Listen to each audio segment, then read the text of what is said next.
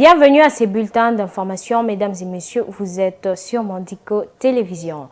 Crise en République démocratique du Congo causée par le M23 ne cesse d'entraîner les déplacements massifs des populations dans les provinces du Nord Kivu et du Sud Kivu. Les territoires de Masisi au Nord Kivu en lui seul a accueilli 30% des déplacés qui sont répartis dans différentes catégories d'hébergement, dont les familles d'accueil, sites spontanés et centres collectifs. Ceci ressort d'un rapport de l'Organisation internationale pour les migrations. Regardez. La République démocratique du Congo continue de faire face à la crise du M23 qui a entraîné les déplacements massifs de population dans les provinces du Nord Kivu et du Sud Kivu. Selon un rapport de l'Organisation internationale pour les migrations en juillet, le nombre de personnes déplacées est estimé à 600 113 073, dont 94% dans la province du Nord Kivu et 6% au Sud Kivu. Ces déplacés sont répartis entre différentes catégories d'accueil, notamment les familles d'accueil, 53%, les sites spontanés, 41%, les centres collectifs, 3% et les sites planifiés, 3%. Les territoires de Masisi, dans la province du Nord Kivu, est particulièrement touché par cette crise, accueillant à lui seul 30% des populations déplacées. Les territoires de Lubero et Rutshuru suivent avec 18% chacun, tandis que Nyiragongo et Goma accueillent respectivement 17 et 11% des déplacés. Les territoires de Walikale enregistrent 1% des déplacés. La situation demeure préoccupante avec de nouvelles vagues de violence survenues entre juin et mi-juillet 2023, notamment les attaques du groupe M23 dans les territoires de Bukombo, territoire de Rutshuru, ainsi que Bachali, Mokoto et Bachali Kaembe, territoire de Masisi. La société civile, force vive de la chefferie de Bachali en territoire de Masisi, appelle le gouvernement congolais à intervenir pour rétablir la paix dans la région. Des affrontements récurrents opposent le rebelle du M23 aux miliciens résistants Wazalendo. La situation sécuritaire instable dans le province du Nord Kivu et de l'Ituri a conduit à une augmentation substantielle de déplacements de population depuis le début du second semestre de l'année 2022. Actuellement, plus de 6,2 millions de personnes sont déplacées en RDC, les chiffres le plus élevés sur le continent africain. La violence et l'insécurité limitent les activités rémunératrices et perturbent l'agriculture, entraînant une insécurité alimentaire aiguë pour environ 27 millions de personnes, tandis que 2,8 millions d'enfants souffrent de malnutrition. Le PCA de la Régie de voies aériennes Tifon Kinke Mulumba s'est rendu à l'aéroport de Lubumbashi où il a procédé à l'évaluation de problèmes des sites. Il s'agit entre autres des fissures qu'il a constatées dans les pistes d'atterrissage, mais aussi le problème de spoliation d'une perte de cette piste. Regardez.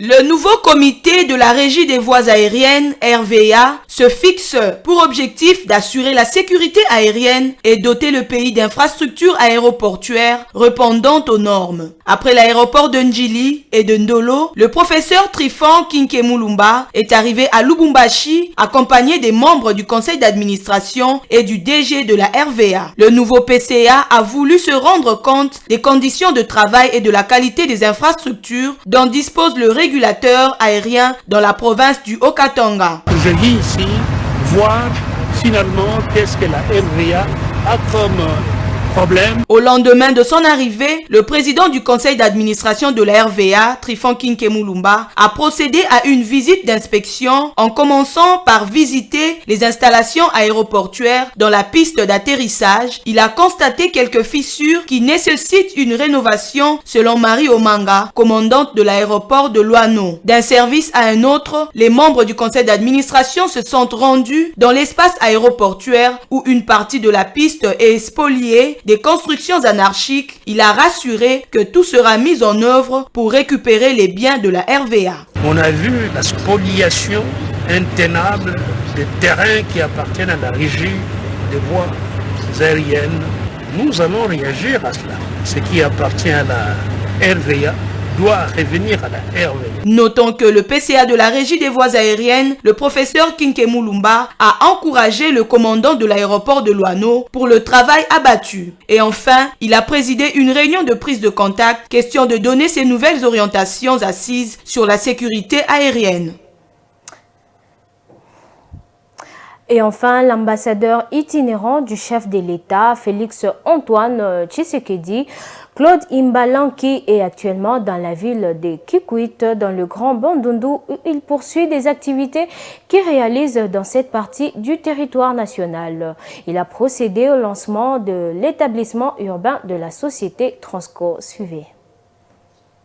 C'est du nouveau pour les habitants de la ville de Kikwit. Le transport urbain est désormais opérationnel dans cette partie du pays. En mission de 48 heures dans la ville de Kikwit, l'ambassadeur itinérant du chef de l'État, Claude Imbalanki, a procédé au lancement de l'établissement public Transco, une action du chef de l'État Félix Antoine Tshisekedi, avec la couverture totale de la ville de Kikwit dans la province du Kwilu, a dit le DG de Transco, le bâtonnier Cyprien Beremoba. Nous sommes en train d'exécuter la vision du chef de l'État et pour que cette vision soit effective sur le terrain, nous avons bénéficié de l'appui des notables de la place, en l'occurrence l'excellence Imbalanki. Grâce à cet esprit du patriotisme, la population de Kikwit se déplacera dans de bonnes conditions à seulement 500 francs congolais. Ces bus doivent être protégés. Claude Imbalanki a loué les actions du chef de l'État en faveur de la population du Kwilu et en particulier celle de Kikwit. Plus que satisfait,